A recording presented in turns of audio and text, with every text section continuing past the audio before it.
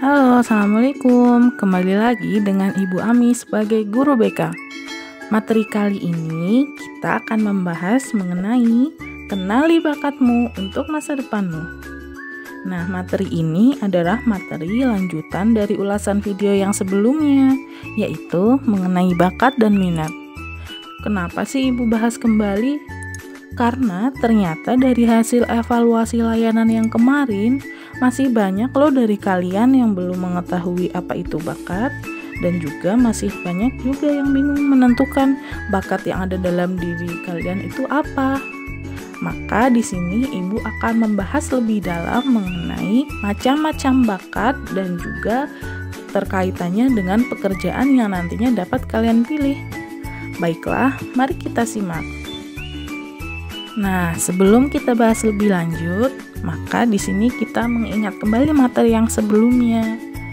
Masih ingatkah kalian apa perbedaan bakat dan minat? Coba ada yang masih ingat? Nah, jadi bakat adalah kemampuan yang dimiliki seseorang sejak lahir yang diberikan Tuhan Yang Maha Esa dan dikembangkan dengan baik. Sedangkan minat ialah ketertarikan seseorang akibat pengaruh dari lingkungannya, dan ini sangat berperan penting loh dalam pengambilan keputusan di masa depan kalian. Contohnya, jika kalian sering melihat bapak atau ibu guru yang mengajar dan kalian menyenangi dunia pendidikan, maka kalian dapat lebih memperdalam untuk mempelajari ilmu pendidikan di perguruan tinggi. Atau jika di sekeliling kalian banyak yang memiliki atau pekerjaan sebagai mekanik atau montir, kalian bisa jadi memiliki minat juga sebagai montir ataupun teknisi. Jadi, bakat dan minat saling berkaitan ya. Artinya, jika seseorang telah mengetahui bakat dalam dirinya, maka kalian juga dapat memiliki minat yang sejalan dengan potensi dan tepat sasaran dalam mengambil keputusan karir di masa depan. Selanjutnya ada jenis-jenis bakat, yaitu ada bakat umum dan bakat khusus. Bakat umum seperti kemampuan menulis. Bakat umum ini artinya banyak dari kita yang memiliki bakat tersebut. Nah, seperti bakat menulis. Namun, meskipun bersifat umum, apabila kegiatan menulis menjadi sebuah kebiasaan bagi kalian dan dilakukan terus-menerus, maka ini dapat menghasilkan suatu karya yang tidak dimiliki oleh setiap orang.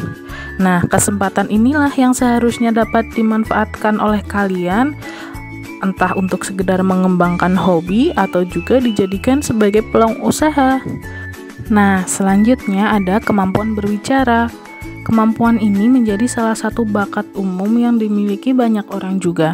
Namun, jika kalian tidak mengasahnya, kalian tidak akan memiliki manfaat dari kemampuan ini. Jika kalian mengasah kemampuan berbicara kalian mampu memahami dan menyusun kosakata menjadi lebih baik dalam berbicara di depan publik. Bakat ini juga bisa dijadikan sebagai karir loh di masa depan, seperti nanti kalian bisa menjadi penyiar ataupun MC di suatu acara. Setelah membahas bakat umum, di sini terdapat bakat-bakat khusus. Nah, yang pertama ada bakat verbal.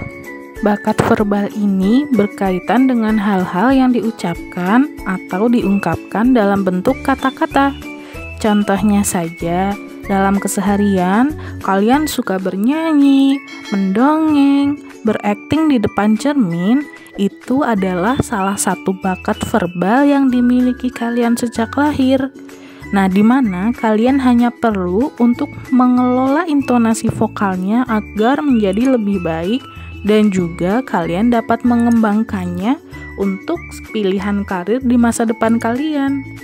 Yang kedua, terdapat bakat numerikal. Bakat ini berkaitan dengan hal-hal yang berbentuk angka.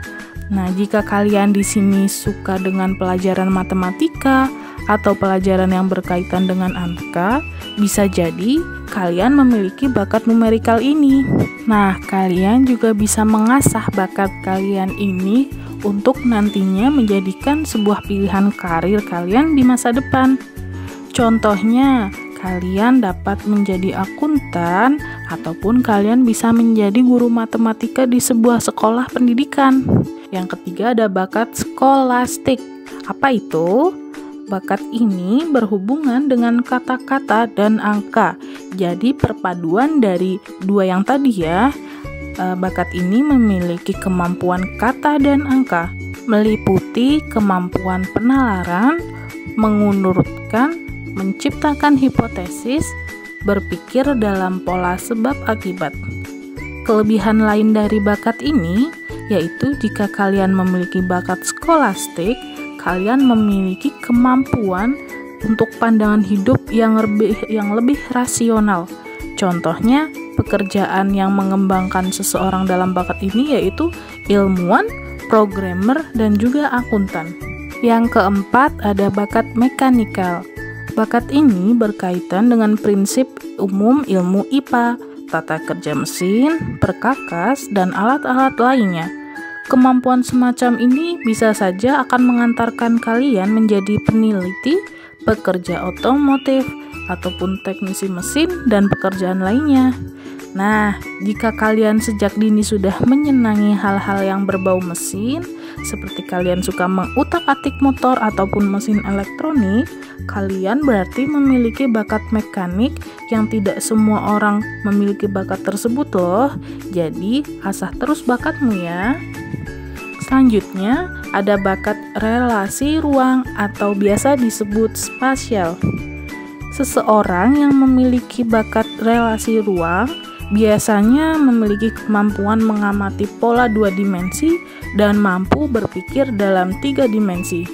Nah, dengan kata lain, seseorang dengan kemampuan relasi ruang mempunyai kepekaan terhadap detail visual dan dapat menggambarkan sesuatu dengan begitu hidup, baik dari lukisan ataupun membuat sketsa ide dengan nyata dan jelas. Contoh pekerjaan yang dapat dikembangkan dari seseorang yang memiliki bakat relasi ruang adalah arsitek, pilot, supir kendaraan, fotografer, insinyur mesin, dan lain-lain. Nah, yang keenam, ada bakat bahasa atau linguistik.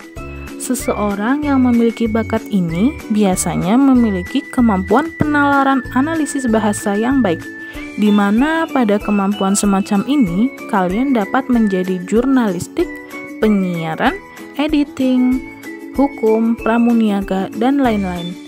Nah, jika kalian menyukai hal-hal yang berkaitan dengan bahasa, seperti kalian suka mendongeng, bercerita, melakukan sebuah penyiaran, maka kalian dapat mengolah berbicara kalian dan tata bahasa yang baik ya. Bakat yang ketujuh ada bakat kecepatan, ketelitian, klerikal. Seseorang yang memiliki bakat ini cenderung memiliki kemampuan dalam hal tulis-menulis, ramu-meramu dalam sebuah laboratorium, kantor, dan lain-lain. Biasanya, kemampuan semacam ini bisa saja diarahkan menjadi para ilmuwan penelitian, ahli kimia, farmasi, dan lain-lain. Jadi, jika kamu yang sekarang sedang menyukai dunia IPA atau yang berkaitan dengan penelitian, kamu bisa mengembangkan bakat kamu ini lebih dalam lagi.